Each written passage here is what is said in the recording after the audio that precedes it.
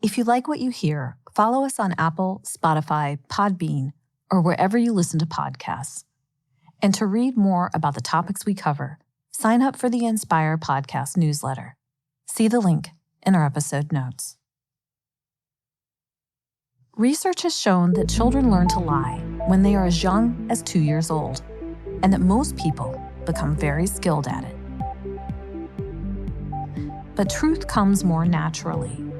Trusting other humans is essential to our well-being. Maybe that's why we humans are so bad at detecting lies.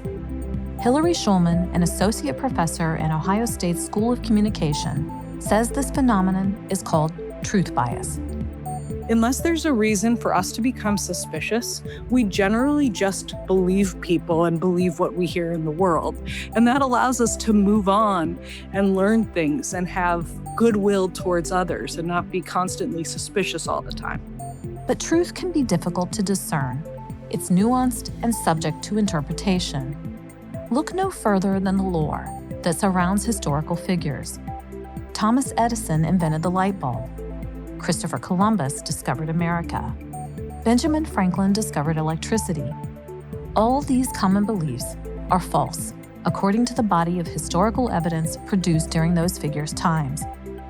Kyle King instructs pre-service social studies teachers, including on how to help students navigate discussions about verifying truth.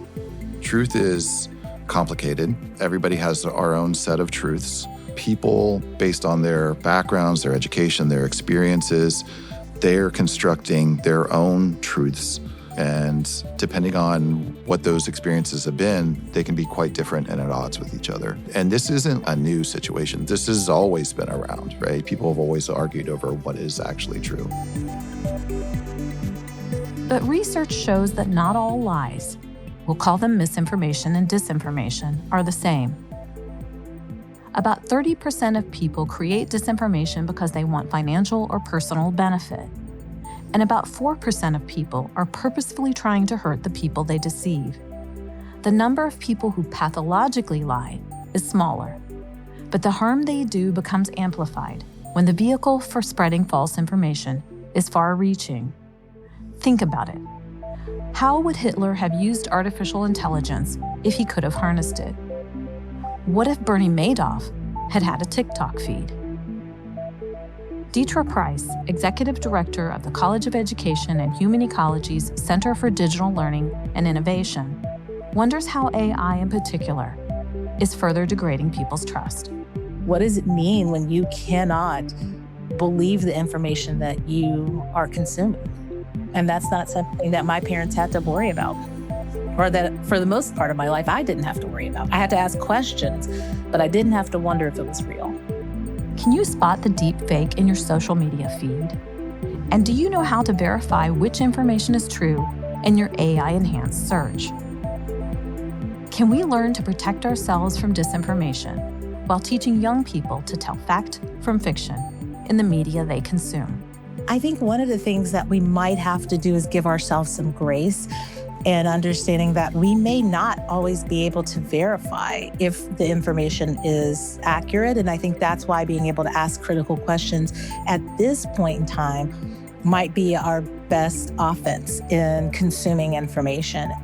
In this episode of the Ohio State University Inspire podcast, we learn from education experts and a communications researcher about which questions to ask to protect ourselves.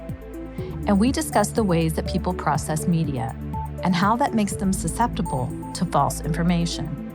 I'm Robin Chenoweth. Maya Stepnick is our student intern.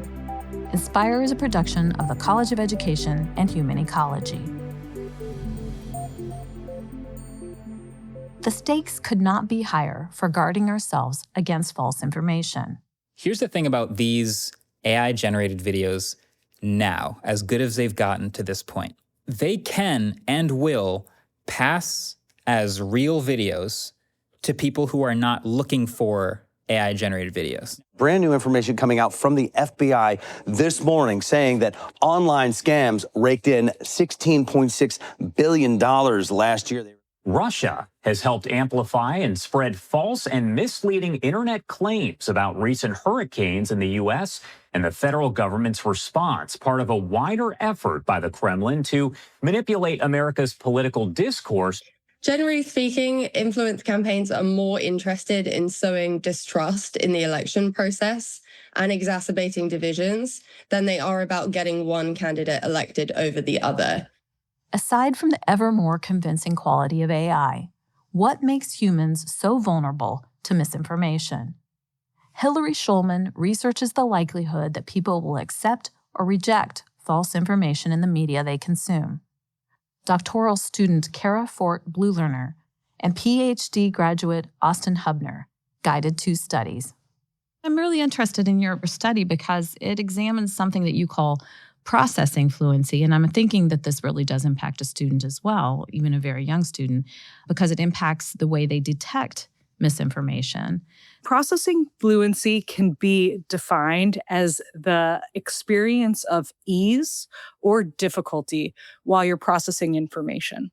So if you kind of think about reading a textbook, for example, a textbook might be really complicated, have a lot of jargon, include a lot of complex and abstract concepts. Or, you could think about even reading literature. Sometimes the story is hard to follow. That's experienced effort while taking in new information. Whereas by contrast, sometimes you're reading information and it's easy, it's understandable, it feels familiar. And that's the experience of ease while processing information. And that's what's known as processing fluency. How does that impact whether or not someone believes something that might be false or true? It impacts it a whole lot. Processing fluency operates in conjunction with a phenomenon called the naive theory. We all develop naive theories, mental shortcuts, gut feelings, and rules of thumb that we use to make sense of the world. But the thing is, naive theories aren't always correct.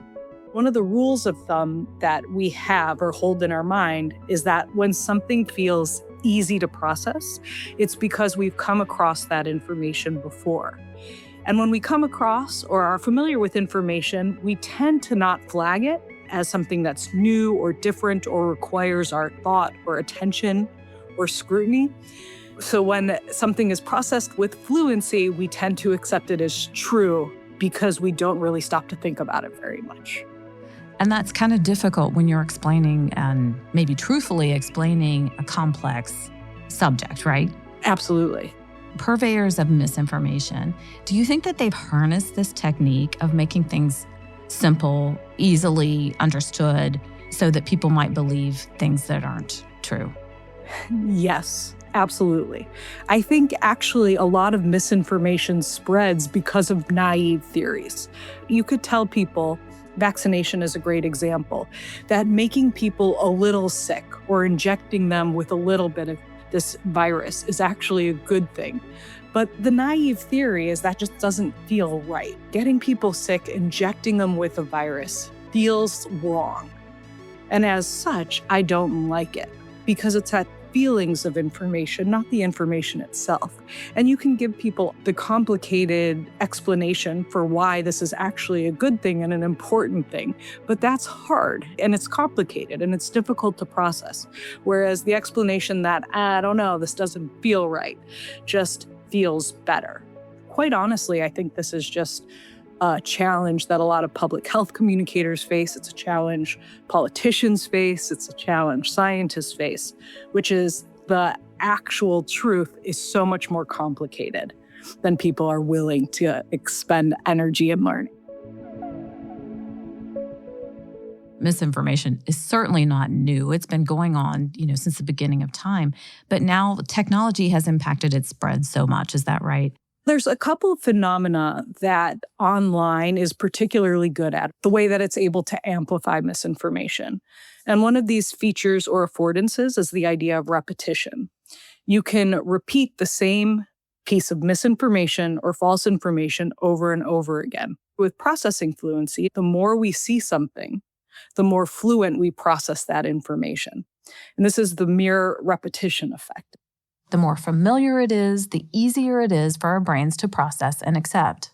The more we see something, the more likely we're going to believe that it's true. So that's one reason why Even though misinformation has been around forever, the online context, and particularly social media, offers an environment that makes it a lot more likely to spread. But there's more. Social media creates a vacuum where we sort of suspend our disbelief. This is called context collapse. Context collapse is this idea that when we're sifting through our newsfeed, we are seeing so many different types of information. We're seeing stuff from our friends about their weekend, maybe. We have mainstream news outlets, perhaps, that we follow that's sharing news of the day. And then we also have stuff fed to us through our algorithms by certain websites, some of which are legitimate, some of which are illegitimate. All of this stuff just makes it so that we become a little bit source blind as to where we're hearing what we're hearing. You might come to realize, like, oh, this fact came from an illegitimate source, right? That I could fact check if I so chose, but that's not how we're using the medium. We're just looking at information. We're just scrolling our newsfeed. We're not discerning information in the same way we might be if we were going to a website that we chose and are reading information from that website. So when you lose the context of who's reporting what, and you're just looking at the information in a vacuum, you're a lot less likely to be able to verify where you heard something, but instead just be like, oh yeah, I thought I saw that online. So it must be true, or I guess it's true. It's just held in your brain now. And once it's there and it's not tagged as true or false, you're more likely to probably just think it's true. So what can be done to counteract the digital naivete? One approach is to teach media literacy, sometimes called information literacy, to our younger citizenry, who are particularly vulnerable because they are such avid consumers of technology. But only 18 states require media literacy of any kind, according to the National Association for Media Literacy and Education. Ohio is one of those, but a law enacted in 2022 doesn't specify how or how much K-12 students should be taught media or information literacy. Deetra Price has taught journalism and new media in the 7 through 12 classroom, an Ohio State course for students who will teach integrated language arts. She was appointed to Ohio State's AI Fluency Advisory Council in November. It is obviously, in a democratic society, really important that we understand the information that we consume, if it's factual and if it's trustworthy, if the sources are transparent. Being an educator and working with students, I cannot think of a better skill to have because of the need for critical thinking and criticality. Both of those are so important in media literacy. And those skills inform how we engage the world from the time that we begin to see ads on TV, whether it's for cereal or Pop-Tarts or something, all the way to news about what's happening in our world, our global society. Being able to ask questions like, who created this? Was it a company? Is this a real company? Was it a media? Was it a journalist? If it was an individual and not a company, is this a credible journalist? Is this someone who is on a credible network? And again, so many of the words I'm using, like journalist and credible, are loaded terms now because so many people believe that they are journalists or content creators. But someone who has been prepared or trained to do this and to provide information with very little, I would say, persuasive techniques being laid on top of it to push an agenda. Asking questions and seeking evidence also has been a part of social studies education for decades. Television literacy began to become part of the classroom discussion in the 1970s, fostering critical thinking about all the TV that students were watching. Now conversations center on social media and AI. Bené Subedi is the interim chair of Ohio State's Department of Teaching and Learning and the program chair for Integrated Social Studies. I spoke to him and Kyle King, program manager for Integrated Social Studies. This is not only a national issue in the U.S., it's happening globally. That's important to understand, that because of this information or misinformation, and sometimes it's a disinformation, that goes beyond political parties or nation states. I think that's really important to understand. And this is a sort of the core of social studies, is to look at multiple sources.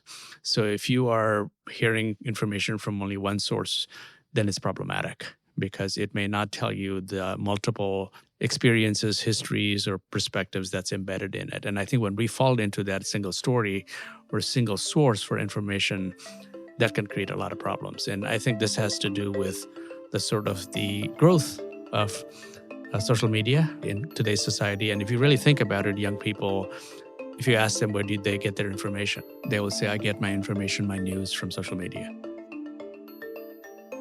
The research is clear. According to data released in 2025 by Pew Research, 63% of teens reported using TikTok, about a quarter of them almost constantly. And 43% of people from 18 to 29 say they regularly get their news from the short-form video sharing app. That's a fundamentally different way from my generation where I receive the information, whether the newspaper or television, but it's happening through social media now. And that creates multiple challenges in our classroom, or even thinking about democracy, right? In terms of how to think about democracy in a very equal way and in a very informed way. It's also something that's not just benign. It is impacting our support for democracy. It's impacting our support for human rights. It's impacting our support for justice, which are three of those sort of core principles, pillars that the nation was founded on. And working with students and others, recognizing the importance of multiple sources of information is vital. If you're getting your information from one feed, it's not accurate, right? And too many people do that. Kyle, you were a teacher for 30 years. Yeah, I was. I'm wondering if you could tell me how that's taught, maybe at the college level and then even at the K-12 level.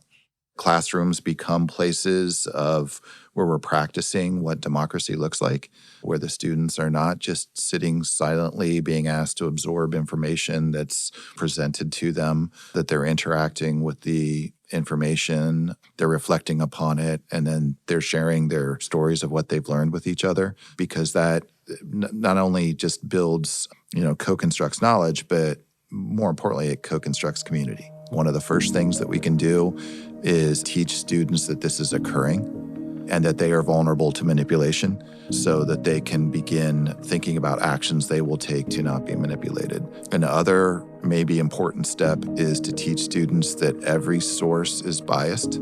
There's been some really, really good work done by a group called the Digital Inquiry Group, and they're out of Stanford. It's a whole series of lessons, and I would have my students engage in those lessons so that they would be equipped with a series of tools that would allow them not to be as easily manipulated. Part of it is, how do you know what's true, right? How do you fact check sources? And they use a technique they call lateral thinking to triangulate information. Lateral thinking. Let's say students see a video of Vladimir Zelensky telling Ukrainian soldiers to put down their weapons and surrender to Russian forces. Is it real?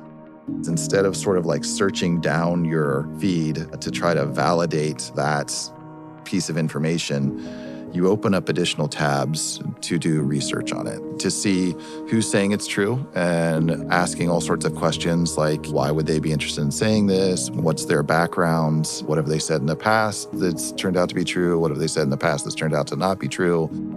Lateral searches are harder to do on a phone, but are possible and necessary if you want to teach students in the technology that they use most.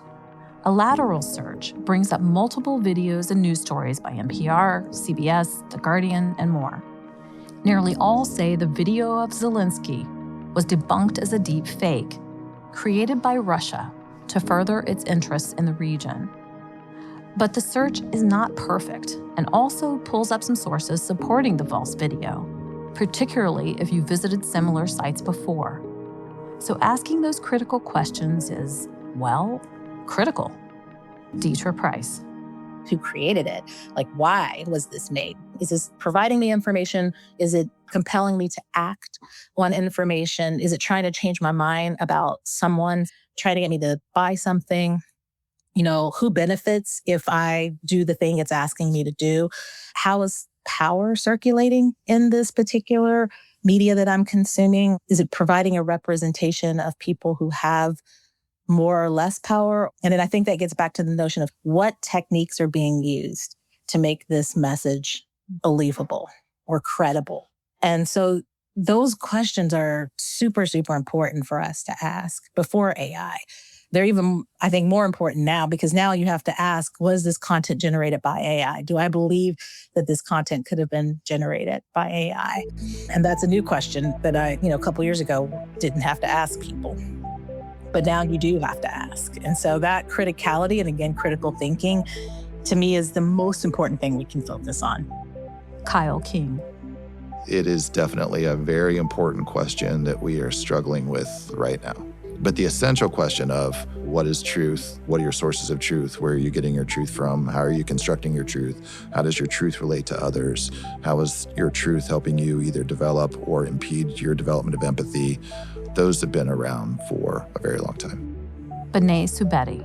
Rumors have always existed in society in terms of misconceptions and stereotypes, but these AI-generated images or videos can have very serious consequences because people don't necessarily have false consciousness, right?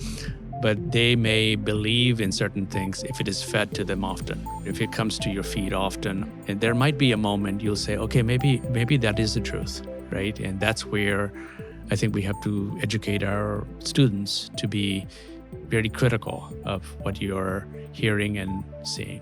AI can also be used in productive ways. There's a lot of historical evidence that people are looking into documents and critically examining AI has been very useful in trying to trace things we didn't know, whether it's historical archival images. And so those are really productive use of AI. But there's also the other side that we have to be very careful, especially with students. Some AI platforms provide tools to help verify information and also allow instructors to guide students. Deetra Price. It could be the breadcrumb trail. OSU has partnered with Google. And one of the things that Google has done in their deep learning AI platform is they give you all of the sources that went into producing the response that they give you so that you can actually verify all of the sources that were used. You can make sure that they're real. So if you're an instructor and you want to make sure that students are using factual information but engaging with an AI, you can create your own data set within Notebook LM and then give them a series of things that you want them to do with that data. So there are some ways that you can help scaffold that experience. Of course, seeking truth in the media that we consume can't be limited to students. It's a skill that you can continue to grow and refine as you grow and mature. And it's something that there's never enough. There's never a time when you're like, oh, yep, got that media literacy thing. Because as you've already noted, the technology changes and there's deep fakes and, there's other information that happens where people aren't 100% sure if what they're looking at is real. And so being able to think critically and ask critical questions are really important. Here's a final thought and word of caution as we arm ourselves and our students against false information. Remember what Hillary Schulman said about truth bias.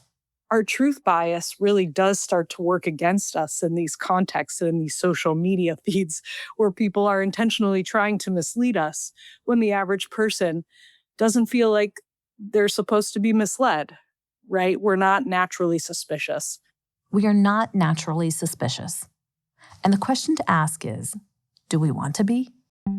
I do think we need to train people into being media literate, but we lose something in doing that too that I want to acknowledge. We don't naturally think that people are lying to us. We're not cynical. And in order to be truly media literate, you have to be cynical of everything.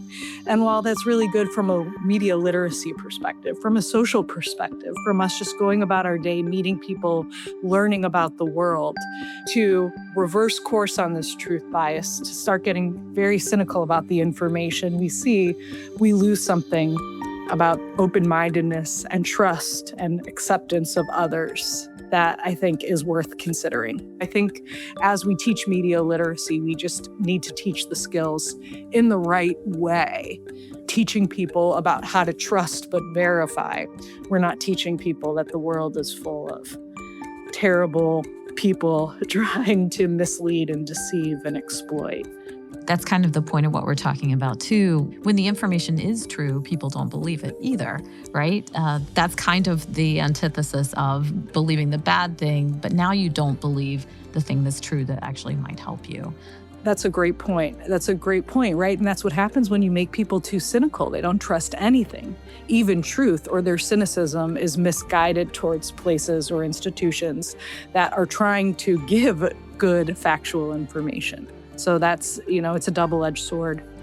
Can we strike the balance, become critical without becoming cynical? Maybe the secret is in remembering that we all have one denominator: the deceivers, the truth tellers, and the truth seekers. We are all human, something the deep fakes and AI-generated imposters can never be.